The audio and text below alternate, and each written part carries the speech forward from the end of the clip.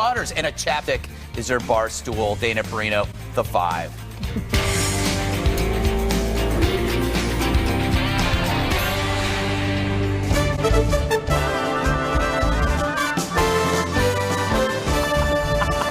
Yes, this just in. The New York Times says Brett Kavanaugh once threw ice cubes in a bar. I know, ice, frozen water shaped like cubes. Obviously, we can't have this fiend on the Supreme Court. If he treats ice like a weapon, what might he do with a snow cone? Now, the Times admits the writer of this piece had once, on Twitter, deemed Kavanaugh a threat to society. The Times calls using this writer in error, mostly because they got caught once again. But it's ice. These police documents that show that Brett Kavanaugh threw ice in someone's face during a bar fight when he was in college. Do you feel that that is in any way disqualifying for someone to sit in the Supreme Court? This is why we need an FBI investigation, because there are a lot of allegations and the reports really are about how he behaves when he is drunk. Yep. Maybe they do want to abolish ICE. So you see what's going on here? It's called the list. When initial incidents are uncorroborated, you build a menu of even more incomplete items to create an illusion of corroboration. First ICE, then noogies, and finally jaywalking. Talk about a petty criminal. Meanwhile, accuser number 3, who faced a few allegations of her own, fails to navigate a Q&A. Did you see Brett Kavanaugh, spiking the punch, putting green alcohol in the punch? I saw him giving red Solo cups to quite a few girls during that time frame. I saw him around the punch, I won't say bowls, or the punch containers. I don't know what he did, but I saw him buy them, yes. You know what I'm going to ask. Everyone is wondering if one of those people was Brett Kavanaugh.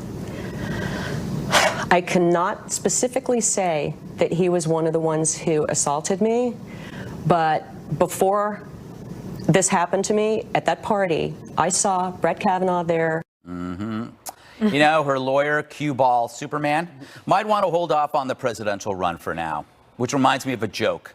What's the difference between a drunk and a journalist? Journalists black out when sober. Faced with facts they hate, they pass out like those fainting goats. This amnesia, oddly, only blocks out stuff that doesn't fit their desires. Swetnick, Ford's inconsistencies, Feinstein's foul play, Rachel Mitchell's memo. This is what the media has done to America. The only accusations that matter are against conservatives. No burden of proof, no need for a witness. All you need is an accusation, and that accuser then becomes the prosecutor. The left accuse, then punish for the cause. Something we saw in the Soviet Union and Mao's China. Are we there yet? We aren't, but the press is. Tucker, welcome to the show. Very exciting to have you here. Thank you, Greg. Yes. Glad to be here. Yes. So I just read that Kavanaugh won't be returning to Harvard to teach. So anyone saying that this is just a job interview and not some career-destroying inquisition is lying. Right. The children at Harvard don't want him. Yeah. And in fact, I think some have filed suit under Title IX saying his very presence is an active hostility to the idea of equality or something. This is one of those moments, I've seen a couple in 49 years, where mass hysteria overtakes us all. And I keep thinking as I'm watching these news reports done by a lot of people I know, those are decent, smart people. This is going to be like waking up with that tattoo 15 years from now, and you're like, I'm not even sure what these tribal signs stand for. And at the time, it seemed deep and significant, and now it's just embarrassing. People are saying things and attaching significance to things that are ludicrous, that adults should dismiss out of hand as not meaningful. This is a guy who's written over 300 opinions as a federal judge. None of them are under debate. Instead, we're talking about his yearbook page and ice cubes and totally unfounded allegations. It's just embarrassing. I believe there's a liberal case against Brett Kavanaugh, like a real one. Like, I don't agree with this idea. Here's why. We're not hearing that. It's this garbage. You know, Dana has a tribal tattoo, so you're going to have to apologize, Tucker. Very nice. And there's that one time I woke up with a tattoo. There's the Jasperites. What? There's the Jasperites. What do you, you grew up in Colorado, which I believe has snow. You probably packed a hard snowball. Are you willing to confess it to any snowball fights? My grandfather, who was a rancher, he was against snowballs because he had actually seen a boy have his eye put out by a snowball. It's always the eye.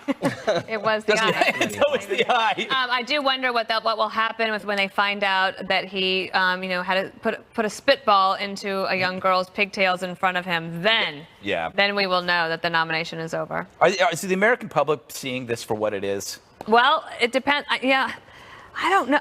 I don't know. I think that they're seeing a lot of it. What was interesting was yesterday I saw a posting about interaction on social media about this issue. The number one sites for all of this interaction. Number one, Fox News. Number two was Breitbart. Number 3 and 4, I think, were Ben Shapiro. Then you hit like Fox News again. So in terms of engagement, people who are talking about this, interacting about this, yes, it is absolutely penetrating, I think, on the right for sure. But I think it's also true on the left. And you see it in the fundraising numbers, certainly, for Democrats. They are raising a ton of money. I don't necessarily think it helps them in the Senate, but it could help them win back the House. Jesse, would you like to react to some sound on tape of Donald Trump talking about this? Sure. Why don't we do that then? Let's do it. All right. I wanted to ask first. Okay, you have my permission. Well, I say that it's a very scary time for young men in America when you can be guilty of something that you may not be guilty of. This is a very difficult time. What's happening here has much more to do than even the appointment of a Supreme Court justice. I think he hit the nail on the head, although I'm not worried about anything. I don't think men in this country are that much under assault. But I will say this. He does have a good point that any allegation can bring anybody down if this is the environment we're living in. But let's just get this straight. So someone throws ice at someone at a bar, and Democrats want the FBI to investigate. Yes. And Hillary Clinton's classified emails wound up on Anthony Weiner's laptop 2 weeks before the election, and the Democrats say, no, FBI, don't investigate. The more and more I hear about Brett Kavanaugh, the more and more I kind of like Brett Kavanaugh. Brett Kavanaugh likes beer. The Democrats have come out against beer. Think about that. And America. ice. And ice. This is probably the dumbest thing they did since they came out against the national anthem last year. This is terrible politics. It sounds like they want to bring back prohibition. And the last time I checked, Ted Kennedy had a few drinks and things didn't go too well. And then wait a second, Bill Clinton was credibly accused of rape by Juanita Broaddrick. And remember how NBC treated that? They spiked the Juanita Broaddrick story, and they just went full on with this woman's claims. And this woman's being run by, as you call him, the creepy porn lawyer, who's riddled in debt and is running for president as a Democrat. None of her alibis check out. She's got a history of lies and lawsuits. And I'm thinking to myself, NBC News spiked the Ronan Farrow story about Weinstein, and they go with this? That's so They true. have no standards over there. No, it's so true. Juan, you can respond to Jesse, or you can answer my question. Isn't Avenatti the best thing that could happen to Republicans? They're certainly making him into that because they're making him into a whipping boy. You would think he was Nancy Pelosi by the time they're done. Well, has he done anything good for the Democrats? I don't know. I mean, clearly, Avenatti had Stormy Daniels. I don't think that's a very favorable. Yeah, she's at home going, "Where's my cue ball hero?" No, but let me just say, Jesse's affection for Judge Kavanaugh as a fellow frat boy, I think that stands out. So that's what it is, because this story, unlike what you guys are talking about, is about the judge's credibility. And if he's in the bar engaging with bar fights, and you say throwing ice to make it a big deal, no. This is a guy who says he was a choir boy. He said nothing like this was going on. He never said he was a choir boy. He basically did say he was a choir boy. Drank beer. He liked beer. That's not a choir boy. And in the president's comment, Greg. Yes. Oh, these are scary times for young men. And then Don Jr. is on record saying he's more afraid for his sons than he is for his daughters. Wow. So in other words, Professor Ford, who steps forward, puts her name out there, comes forward and testifies before Congress. Professor Ford, oh no, your trauma, your difficulty, your lifetime of trauma is to be ignored. Now, what we're really worried about is the boys. How ridiculous is this? What is the history of you women? You have sons. Would you want them to have due process? This is not. He was not charged with a crime. This is about him going to the Supreme Court of public the United opinion States. can be worse. And here's the thing, Greg. If you put someone on and you say, "Oh, well, did he lie? Did he dissemble? Oh, so he says that the devil's trying." Can I ask you one question? I'll tell you, specifically, he said he had no knowledge about this New Yorker article, and it turns out, guess what? He's trying to get people to refute. No, that's not true. Let me ask you one question. You've said, like many say, that this is not a legal proceeding, it's a job interview, therefore due process doesn't apply. The rules of basic fairness don't apply. Is that really the standard you want? Hold on. Due process is a legal term for fairness. Yeah. If I accuse you of something, I have to show that you did it. That doesn't just apply to court. That applies to how you raise your kids, how you deal with your wife, and your coworkers. Do we really suspend that because Democrats want power? I mean, are you actually comfortable with that standard? It's not about suspending because Democrats want power. It's suspending the idea that somehow this is you're to have the rules of a criminal proceeding. No. It's a very simple rule. But hold on. When a U.S. Senator says you're accused, prove you're innocent. No, it's not. They actually said that out loud. Are you comfortable with that? No, that's not. I mean, you are distorting it. The reality. No, I'm not. I'm quoting it. By the way, you are not as attractive as most people who sit in this chair. It's very unsettling. I find that to be a bit sexist. Dana, I will say this. No, wait, you've said enough. Dana needs to clarify what you said. Dana needs to clarify what you said. So there is something that is unfair about this suggestion that Brett Kavanaugh was trying to coach people through text messages so that they would corroborate a story like that they knew was coming out of the New Yorker. It's not the case. That is not what happened. And having been the spokesperson for Roberts and Alito, let me just tell you, like, for example, you have so many press questions coming at you about things that might have happened. Like John Roberts, the big scandal was that he was a member of the Federalist Society. So what do I have to do? I got to call somebody. Like, was John Roberts a member of the Federalist Society? Like, what happened there? Did he give a speech there? Like, I'm trying to figure it out. So yes, I have to ask them about it. It's not because you're trying to squash a story. That's unfair. No, it's not. And yes, in fact, it is. The best defense, I thought you were going to say, it's possible that the reporter for the New Yorker was in touch with his advisors and maybe even him, and then he reached out to people. But remember, Dana, he testified that he knew nothing about this until the New Yorker he testified he didn't know what the specific allegation was. He had gotten wind that this woman was calling around. You know why she was calling around? Because she didn't know it was Kavanaugh. She was saying to her friends, hey, you know what? Was it Kavanaugh? I'm not really sure. So he had gotten wind something was coming down the pipeline. So he said to some of his buddies, hey, you know what? Like, I didn't do anything. Let's make sure I didn't do anything. Can I point out? That's what happened. We gotta go. I just like the fact that they're both right. I like the fact that Jesse is doing the old symbol for a telephone. That's like amazing. That's because he's a hipster. What do they do now? You have to go on. Just one last thing, right? Whoa, my God, you're killing me. Too much for you, Greg. I know. You don't want to hear the other side. We're 3 minutes over. Okay, but we have to talk about Tucker's book. All right, President Trump, ripping Democrats and his potential 2020 bonus. Inspiring reports ahead.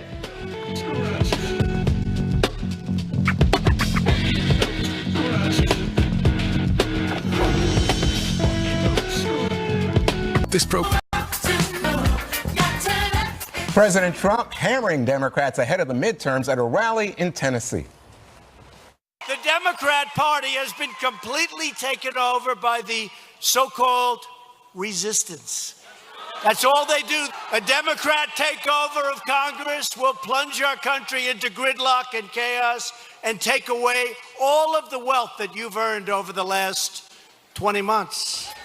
The intense partisan battle over confirming Kavanaugh is putting red state Democrats in a very tough spot. Heidi Heitkamp, Joe Donnelly, Joe Manchin facing tough decisions on whether or not to vote yes to confirm Kavanaugh. Heitkamp is now down 10 points in a poll out of North Dakota. Voters there saying the Supreme Court is their top issue. The president also looking ahead to 2020. He's taunting some of his potential rivals. Listen. They have moved so far left that Pocahontas is considered a conservative. That's right. Elizabeth Warren. She said she's considering a run for the presidency. Please run. How about that group, Biden? He's a real genius. I want to challenge him to a fight behind the barn. Oh, would I love that. Jesse, I want to go to the frat boy on the panel. You have a question for Tucker? He's our guest, man. Give him a break. Give him a break. That's not a slanderous word. No, we went to the same college. Yeah. Oh, you guys both have not been invited to commencement. All right. So we have Crazy Bernie, Pocahontas, 1% Biden. 1% Joe, as you recall, I think when he was in the primary in 28, he was 1%. 1%. So he's just trying to go dirty early. And I understand that because remember Michelle Obama said, when they go low, we go high? Yeah. Trump says, when they go low, we go lower. I mean, remember Crooked Hillary when the NBC people, her friends, dropped the Access Hollywood tape? And you know what he did the next day? He brought every single female that had been allegedly a victim of Bill Clinton or a mistress to the debate, lined them up at a big table, it was a very long table, and really got in Crooked Hillary's head. And then at that debate said, you know what? If I were president, you'd be in jail right now. And that was one of the most devastating things I've ever seen. And now he's zeroing in on, like he calls her, Pocahontas. That's a real beauty. That nickname's never going to leave. And then Spartacus. He had a great name for Cory Booker the other day when he said, you know what? I prefer, who was the original Spartacus? Kirk Douglas. Kirk Douglas. And now he's going after and now he's going after all these people, and I think it's smart politics. And the Democrats, they're not doing very well resisting, Juan, because this economy's red hot. ISIS is ice cold. We got pipelines. We got 2 Supreme Court justices. They're not doing a very good job. And he also, remember, that's when Julian Assange and the WikiLeaks people dumped. And remember, Trump was asking the Russians if you have stuff on Hillary. So he knows how to fight dirty. Yeah, we found out we were worrying about bimbo eruptions from Bill. I remember those WikiLeaks. I got it. Dana Perino, this is an interesting moment because here he is now talking 2020. Everybody else is They're talking all talking midterms. 2020. No, he was the first president to ever file for re-election on Inauguration Day of his first term. And all the Democrats have been running against him from that day. So I think that he's well within his rights to do that. Plus, the Supreme Court was the determining issue for many conservatives that voted in the election. And they're going to, I just have a feeling the media is missing this. And in these red states, you see Heidi Heitkamp down 10 points against her Republican. She's the Democrat incumbent against her challenger, against 10 points. And then if this turns out that Brett Kavanaugh is confirmed and the Senate, maybe the Republicans pick up a seat or 2, then the media will spend the next year, again, traveling around the country asking themselves, how did we miss this? Once again. So, Tucker, it looks to me like culture wars is back. The president is talking about your values will be put down. These people don't want, so it's about, these Democrats, they don't want borders. They are crime. They're pro-crime, he said yesterday in Tennessee. It seems so hyperbolic. Well, it's not hyperbolic. Actually, they are arguing against enforcing the borders. They are arguing that once here, no one can be deported. They are arguing in a bunch of different states, Massachusetts, California. I must have missed this. What do you mean? They're arguing it explicitly. Abolishing ICE in Massachusetts right now.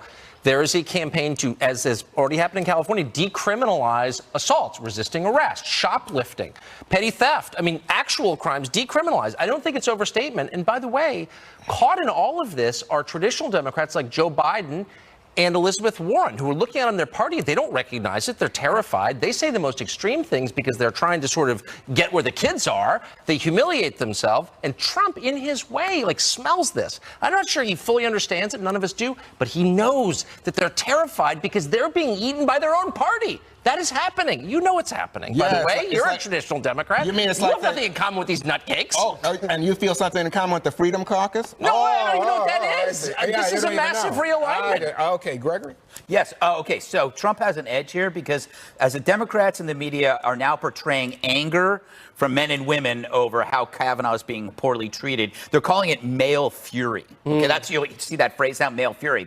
So what is happening is they are turning the Democratic Party into the woman party, and the Republican Party has this opportunity of becoming the woman and man party. And I think that's where they got to go. They got to say, hey, we're a party for both sexes. We're not just here for the women. That's your kind of party. That's my kind of party. You know it, my friend. And also, to your point, Trump is giving voice to people who aren't present in a lot of this coverage. The fact that they're watching the politics of personal destruction makes them very uncomfortable. The people that are worried about their sons, those are everyday Americans, so they see that. Real. It is real. People it's worried real. about their sons. It is not a joke. It's not a joke. There's a lot of mama bears out there that are going, not without a fight. And also there is, well, I'll just stop there. But accusations can go both ways. And it's amazing how now the left are the Puritans. Yeah, imagine the Republicans, party of men. Imagine that. Women and men. Oh, we're going to ask women. You ask those suburban women. What was the percentages on that? Ask married women. Hillary Clinton, she's mocking Kavanaugh, attacking Trump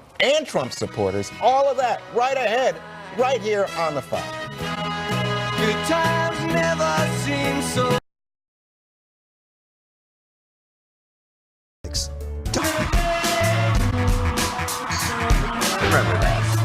Crooked Hillary's back on the political scene, mocking Brett Kavanaugh for calling out the Clintons during his Senate hearing. In his extraordinary presentation in the Senate, Brett Kavanaugh said that the, quote, political hit job, end quote, directed at him was being done on behalf of the Clintons, among other people. Your response? There's that laugh. Hillary's also slamming President Trump and his supporters. Is this a deplorables repeat? You decide. He has been racist, he's been sexist, he's been Islamophobic, he has been anti-LGBTQ. He has a view of America that is incredibly constricted. And he talks to that America. He talks to them all the time.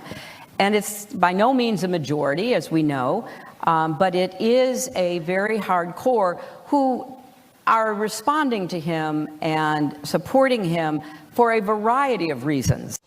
God, that was boring, Juan. Yeah, the truth is, yeah, I know, especially in these Kavanaugh hearings. What do you think about Hillary? I mean, do you think this is a deplorables comment? I mean, she couldn't stay quiet, could she? Wait a second. She's talking about Trump's behavior, right? And she's talking about Trump's policies. We don't have to like say, oh, this is Jesse's interpretation versus Juan's interpretation. When you hear Trump say things like call a black woman a dog, or when he says, doesn't he call white people dogs too? I think there's a lot of history and a lot of stereotype that's invested in these comments that resonate with people. And so guess what? Is he playing to that base? Is she right, Jesse? Come on. Is she telling the truth? Hillary? Crooked Hillary telling the truth? No, I'm going to go with no. It's just so stupid. I mean, I'm not going to make fun of her because I legitimately feel bad for her. No one in her life can tell her to stop. This should be between Hillary and her shrink. But what I'm so struck by is her explanation. Like, she sincerely believes Trump got elected because America is terrible. Racists voted for him. There are a lot of racists. And the actual truth is he got elected because she and people like her did a really bad job running the country. It was a message to her and people like her that what you have done, the decisions you have made have been deeply unwise and hurt America, and she can't recognize it or learn from it. None of them can. That's the frustrating part. Yeah, she's very politically blind, and she doesn't accept any responsibility for that loss at all. And every time she pops up and says something, I believe this reinvigorates the Trump base. Well, we haven't, yeah, every time she talks, we ended up doing a segment about it because until the Democrats have a new leader, until they go through their painful primary that they'll go through. I thought it was Avenatti. Years.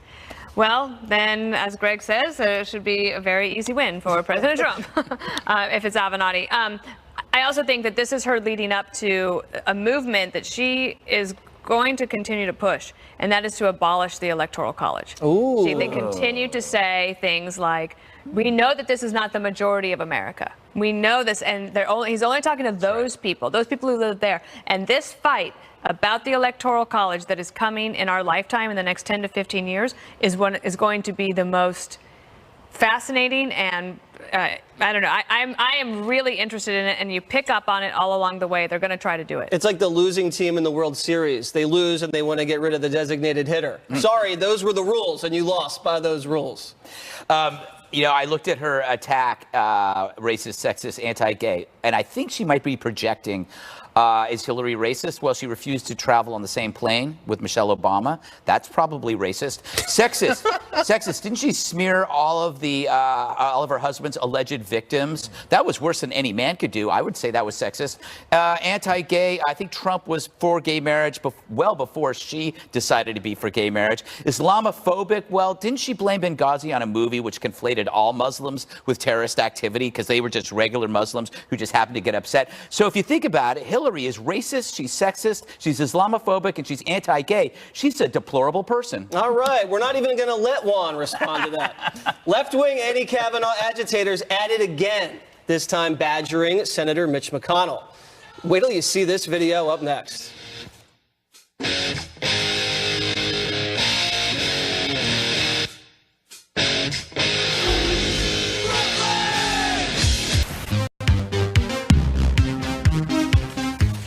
Well, the mass hysteria over the Brett Kavanaugh nomination shows no signs of lowering. We've got some examples for you. First up, Senator Mitch McConnell tried to walk through the airport in Washington, Reagan National. He couldn't. He was grabbed by activists. Watch this. Excuse me, are you assaulting Mitch? Excuse me, am I being assaulted right now? Why are you putting your hands on her? She's walking. Excuse me. I keep stepping on her feet. Do you want the Republican Party to be the public party that is known for promoting rape and sexual assault? Senator McConnell, do you always turn your back on women like this? Wow. Next, a professor at Georgetown went completely crazy on Twitter and started calling for murder. She said that white Republican senators deserve, quote, miserable deaths. Their corpses should be castrated and fed to the swine, end quote. Professor Christine Fair was briefly suspended from Twitter. Georgetown is defending her on the grounds that it's free speech. Colleges, of course, being bastions of that. And finally, take a look at this so-called nonpartisan ACLU ad tying Kavanaugh to Bill Clinton and Bill Cosby. We've seen this before, denials from powerful men. I did not have sexual relations with that woman. I've never seen anything like this. I categorically and unequivocally deny the allegation against me by Dr. Ford. America is watching. And as we choose a lifetime seat on our highest court, integrity matters, and we cannot have any doubt. Right, so doubt is the standard. Guilt by association. By the way, the ACLU, didn't they protect due process for 100 years? Not anymore. Trump's president. Is this a little bit weird to see the ACLU saying you should oppose this guy because he's like these other guys and doubt is the standard that we should use to judge someone? It's sad. I used to like ACLU. You know, why did the left advocate death for law-abiding citizens and engineer these mobs to instill fear? Because without fear or force, their ideas die. This is the only way. Nobody likes their ideas, so you have to scare the crap out of people. This is what's interesting about the best thing about being a leftist. No one on the right will do this to you, right? So like if a pro-Trumper's driving his pickup truck down the road and he sees Michael Morris's Prius on the side of the road with a flat tire because, you know, they have weight issues. The Trump guy will get out of the car and help him fix that tire and maybe drive him to a McDonald's if it doesn't work out. The leftists will sit there at your car and go, you know what, I don't think I want to enable evil, so I'll just leave you there. That's the difference. Well, and it's worrisome, Dana. I mean, not only are you, of course, a political expert, but also a deeply, bone-deep, polite person. Almost to a fault? I don't know, to a fault. You're like the last one, so I'm grateful that you're here. What is your reaction to the current climate in the city where you lived for many years, where you can't go to a restaurant, you can't walk through the airport without being yelled at? Where's this going? I'm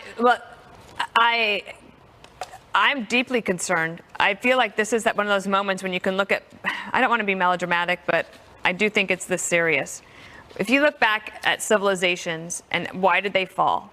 Like, what was the moment that they started to fall? When the citizens turned on each other. Yes. And I think that we are seeing this over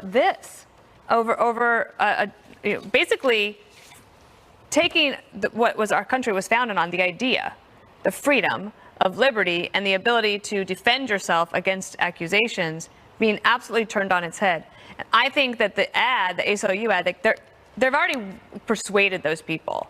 Those people are already going to be against Kavanaugh, they're against Trump, they're against Republicans, full stop.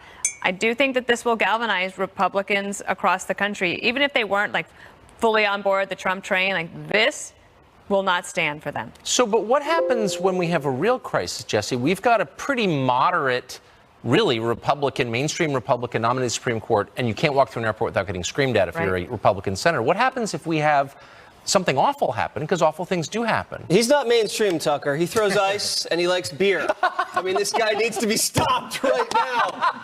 And I also think civilization started going downhill when I joined the Five. I would mark that day on the calendar. That's when that happened. I think the Democrats don't understand who they're targeting, though. You're not going to sway a Ted Cruz or a McConnell by confronting them.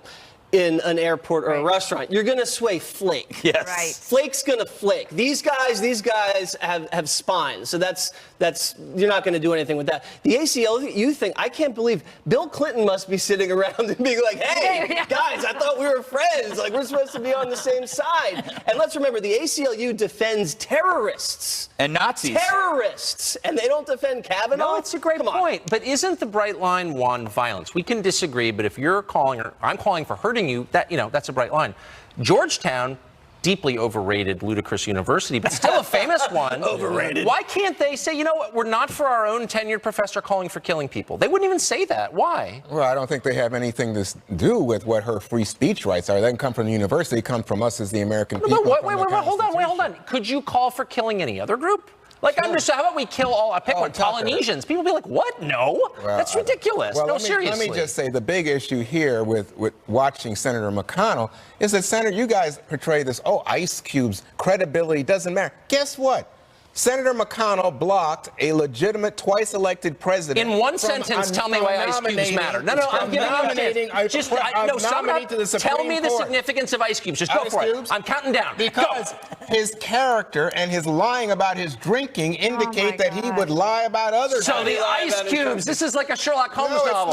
The Ice Cube that didn't bark. It's all in the Ice Cubes. It's about more than Ice Cubes. It's about this guy saying, I'm a more than choir Ice boy. Cube. I had a couple of beers. But he never says. I'm getting that T-shirt. Hang on. It's more than about Ice Cube. You know what he says, Tucker? Sometimes an Ice Cube is not an Ice Cube. Tucker, he says, my drinking, it was all legal. And then it turns out, guess what? It wasn't legal. Whoa, I can't Not believe one that. day in high school That's was the it new legal. standard. He was 15 and he had a beer. Oh, wait.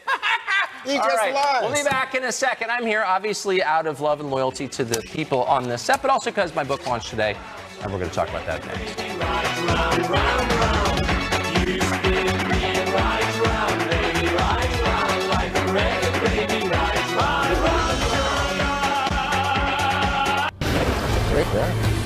Looks like Juan has some company when it comes to releasing new books. Our good friend Tucker Carlson has a brand new book. It's out today, taking on the powerful elites in our country. It's called Ship of Fools: How a Selfish Ruling Class is Bringing America to the Brink of Revolution. Greg and I have both read the book. Yes. Because we Good students that you are. It's really very good, and you're a terrific writer, and it was really fun to read a long form piece of yours again. Like, it was a big treat. Well, I meant it. I've been brooding about it. I've been brooding about why would the country elect Donald Trump, it was unexpected, and it was not sort of the normal course of events. It was an anomaly, and no one's paused to say, why did this happen? And these dumb explanations, wow, America's racist, or Putin did it. It's like, it's insane. When something unexpected happens, you pause and you ask yourself, why did this happen? Was I complicit in it? Can I learn from it? They haven't. And I'm really worried that the questions that voters wanted answered are being ignored, like, why is the middle class dying? Why are we fighting all these wars? Like, what's in it for us? Why are my kids making less than I did? These are the basic questions in any society, and they're totally being ignored. So you think Republicans are complicit? Well, of course I do. Trump wasn't a product of the Republican Party. He wasn't even a Republican. Right. Republican voters were they were angry at their own leaders who didn't know or care what they thought. So this was a reaction against Democrats, but almost as much against the Republican leadership. They've been saying for 30 years, please close, get control of the borders. We're not against immigration, but please, come on now. Totally ignored. We're not against free trade, but sign a trade deal where you don't get shafted, where the other signatories live up to their end of the bargain. No, totally ignored, et cetera, et cetera, et cetera, et cetera. So it's the end of the Republican Party, you think? I mean, why are Republicans then 90% behind Trump? It's not Republicans voted for him. Well, and also that President Trump's, a lot of his policies are what Republicans had wanted for a long time, and he's been able to get them done. But that's the point, is that the Republicans in Washington, the people running the party, saw it as theirs and theirs alone. They lost any interest in what their voters actually wanted. They weren't listening. And Trump was a way of waking them up, shaking them by the throat and saying, wait a second, voters actually are what the party is. Representing voters is the whole point of the Let's party. get Greg in, because you've known Tucker for a long time, you've read him for a long time, and you read the book. No, I think it's interesting for the viewers who only know Tucker on TV. Right. That you were an editor for a long time. You came from the print world. You worked at the Weekly Standard when it started. You've written for Esquire everywhere. You're an accomplished writer. I'm interested in the fact that how you feel about writing now that you're on TV. Has it changed you? Do you? Well, I mean, I write, every night. I work on the scripts. We have a wonderful writer, Blake Neff, on the show. But I mean, I work on the scripts for hours every night. My problem was I never get time to think. I mean, I wrote this in hotel rooms and airplanes because there's so much coming at you, and that's part of the problem. Is everyone is addicted to this. This is poison. This is crack cocaine. This destroys your life. Everybody gets soul, your and messages. your brain. I'm serious. Whatever. I don't care.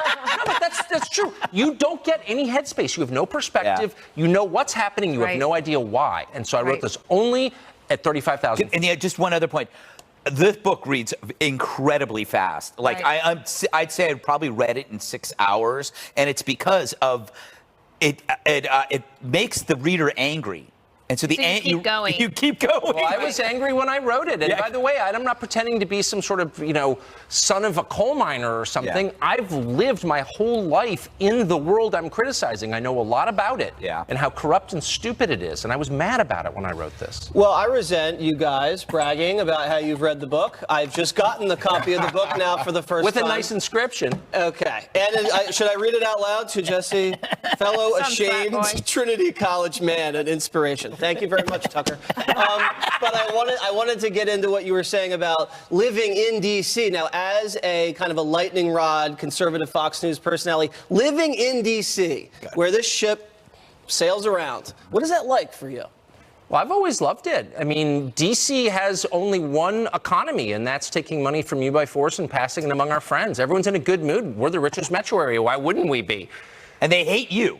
Well, I don't know. I've always gotten along with my neighbors, 96% for Hillary, but it's very sedate within the city. That's changed in the last couple of years because people feel so deeply threatened personally by Trump, because Trump is the guy who might say anything. He might call you out and be like, really, where'd you get that tie? And you're like, oh, man, I stole it. Oh, gosh, I hope no one finds out. They can't control him. They have other problems with him, some of which are fair, but their basic problem is they think that he might turn on them and say, well, why are we in NATO exactly? Why are we still in Afghanistan? And all of a sudden it's like being called on when you haven't studied for the test. And you're like, well, there's a good reason for that. Shut up. Racist, shut up. And that's been their response. Well, they did that with NAFTA. Exactly. I do like it in your acknowledgments that you acknowledge your two dogs. I love my Meg and dogs. Dave. That Meg was and also Dave. very good. But it's a great book. Congratulations. Thank you. I appreciate it. Okay, one more thing up next. I'm coming over, running every red light to hell with a closure. Save it for another time. Right there. Looks like Juan has some company when it comes to releasing new books. Our good friend Tucker Carlson has a brand new book. It's out today, taking on the powerful elites in our country. It's called Ship of Fools: How a Selfish Ruling Class is Bringing America to the Brink of Revolution. Greg and I have both read the book. Yes. Because we... Good students that you are. It's really very good, and you're a terrific writer, and it was really fun to read a long-form piece of yours again. Like, it was a big treat. Well, I meant it. I've been brooding about it. I've been brooding about why would the country elect Donald Trump, it was unexpected, and it was not sort of the normal course of events. It was an anomaly, and no one's paused to say, why did this happen? And these dumb explanations, wow, America's racist, or Putin did it. It's like, it's insane. When something unexpected happens, you pause and you ask yourself, why did this happen? Was I complicit in it? Can I learn from it? They haven't. And I'm really worried that the questions that voters wanted answered are being ignored, like, why is the middle class dying? Why are we fighting all these wars? Like, what's in it for us? Why are my kids making less than I did? These are the basic questions in any society, and they're totally being ignored. So you think Republicans are complicit? Well, of course I do. I don't look. Trump wasn't a product of the Republican Party. He wasn't even a Republican. Right. Republican voters were they were angry at their own leaders who didn't know or care what they thought. So this was a reaction against Democrats, but almost as much against the Republican leadership. They've been saying for 30 years, please close, get control of the borders. We're not against immigration, but please, come on now. Totally ignored. We're not against free trade, but sign a trade deal where you don't get shafted, where the other signatories live up to their end of the bargain. No, totally ignored, et cetera, et cetera, et cetera, et cetera. So it's the end of the Republican Party, you think? I mean, why are Republicans then 90% behind Trump? It's not Republicans voted for him. Well, and also that President Trump's, a lot of his policies are what Republicans had wanted for a long time, and he's been able to get them done. But that's the point, is that the Republicans in Washington, the people running the party, saw it as theirs and theirs alone. They lost any interest in what their voters actually wanted. They weren't listening. And Trump was a way of waking them up, shaking them by the throat and saying, wait a second, voters actually are what the party is. representing voters is the whole point of the Let's get party. Greg in because you've known Tucker for a long time. You've read him for a long time, and you've read the No, book. I think it's interesting for the viewers who only know Tucker on TV. Right. That you were an editor for a long time. You came from the print world. You worked at the Weekly Standard when it started. You've written for Esquire everywhere. You're an accomplished writer. I'm interested in the fact that how you feel about writing now that you're on TV. Has it changed you? Do you? Well, I mean, I write, every night. I work on the scripts. We have a wonderful writer, Blake Neff, on the show. But I mean, I work on the scripts for hours every night. My problem was I never get time to think. I mean, I wrote this in hotel rooms and airplanes because there's so much coming at you, and that's part of the problem. Yeah. Is everyone is addicted to this. This is poison. This is crack cocaine. This destroys your life. Everybody gets to soul, your and messages. your brain. I'm serious. Whatever. I don't care. No, but that's true. You don't get any headspace. You have no perspective. You know what's happening. You have no idea why. And so I wrote this only at 35,000. And yeah, just one other point. This book reads incredibly fast. Like I'd say I probably read it in 6 hours, and it's because of it. It makes the reader angry, and so you keep going. You keep going. Well, I was angry when I wrote it. And by the way, I'm not pretending to be some sort of, son of a coal miner or something. I've lived my whole life in the world I'm criticizing. I know a lot about it and how corrupt and stupid it is. And I was mad about it when I wrote this. Well, I resent you guys bragging about how you've read the book. I've just gotten the copy of the book now for the first With time. a nice inscription. Okay. And should I read it out loud to Jesse, fellow ashamed Trinity College man, an inspiration? Thank you very much, Tucker. But I wanted to get into what you were saying about living in D.C. Now, as a kind of a lightning rod conservative Fox News personality, living in D.C., where this ship sails around, what is that like for you? Well, I've always loved it. I mean, D.C. has only one economy, and that's taking money from you by force and passing it among our friends. Everyone's in a good mood. We're the richest metro area. Why wouldn't we be? And they hate you. Well, I don't know. I've always gotten along with my neighbors, 96% for Hillary, but it's very sedate within the city. That's changed in the last couple of years because people feel so deeply threatened personally by Trump, because Trump is the guy who might say anything. He might call you out and be like, really, where'd you get that tie? And you're like, oh, man, I stole it. Oh, gosh, I hope no one finds out. They can't control him. They have other problems with him, some of which are fair, but their basic problem is they think that he might turn on them and say, well, why are we in NATO exactly? Why are we still in Afghanistan? And all of a sudden it's like being called on when you haven't studied for the test. And you're like, well, there's a good reason for that. Shut up. Racist, shut up. And that's been their response. Well, they did that with NAFTA. Exactly. I do like it in your acknowledgments that you acknowledge your two dogs. I love my Meg and dog. Dave. That Meg was and also Dave. very good. But it's a great book. Congratulations. Thank you. I appreciate it. Okay, one more thing up next. I'm coming over.